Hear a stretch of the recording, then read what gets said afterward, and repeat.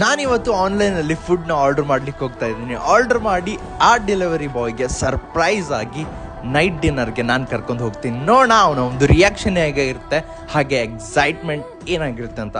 ಅದು ಅಲ್ಲದೆ ಮಳೆ ಅಂತೂ ಸಿಕ್ಕಾಪಟ್ಟೆ ಬರ್ತಾ ಇತ್ತು. ವೇಟಿಂಗ್ ಟೈಮ್ ಅಂತೂ 30ರಿಂದ 40 ನಿಮಿಷನೂ ನಾನು ವೇಟ್ ಮಾಡಿದೆ. ಫೈನಲ್ ಆಗಿ ಅವ್ರು ನಮ್ಮ ಲೊಕೇಶನ್ಗೆ ರೀಚ್ ಆದರು. ಆದ ತಕ್ಷಣ ಹಾಗೆ ನಾನು ಅವ್ರ ಜೊತೆ ಮಾತಾಡ್ತಾನೆ ನಾನು ಅವ್ರಿಗೆ ಹೇಳಿದೆ, ಸೊ ಬನ್ನಿ ಇವತ್ತು ಡಿನ್ನರ್ನ ನಾನು ನಿಮ್ಮ ಜೊತೆ ಮಾಡ್ಬೇಕು ಅಂದ್ಕೊಂಡಿದ್ದೀನಿ ಅಂತ ಹೇಳಿದಾಗ, ಸೊ ಅವರು ಆಲ್ರೆಡಿ ಬ್ರದರ್ ನನ್ನ ಹತ್ರ ಇನ್ನೂ ಹಲವಾರು ಆರ್ಡರ್ಸ್ ಇದ್ದಾವೆ, so I need to deliver that ಅಂತ ಹೇಳಿದರು.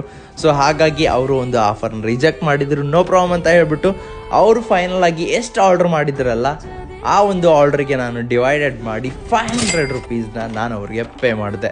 ಸೊ ಇದೇ ಥರನಾಗಿ ಸುಮಾರಷ್ಟು ಜನ ಅವರ ಒಂದು ಪಾರ್ಟ್ ಟೈಮ್ ಬಿಸ್ನೆಸ್ನ ಮಾಡ್ತಾ ಇರ್ತಾರೆ. ಅವರ ಒಂದು ಗೋಲ್ ಅಚೀವ್ ಮಾಡಲಿಕ್ಕೋಸ್ಕರ ಕೆಲಸ ಮಾಡಬೇಕು ಅನ್ನೋರಿಗೆ ಒಂದು ಮನಸ್ಸಿದ್ರೆ ಸಾಕು, ಆ ದೇವರು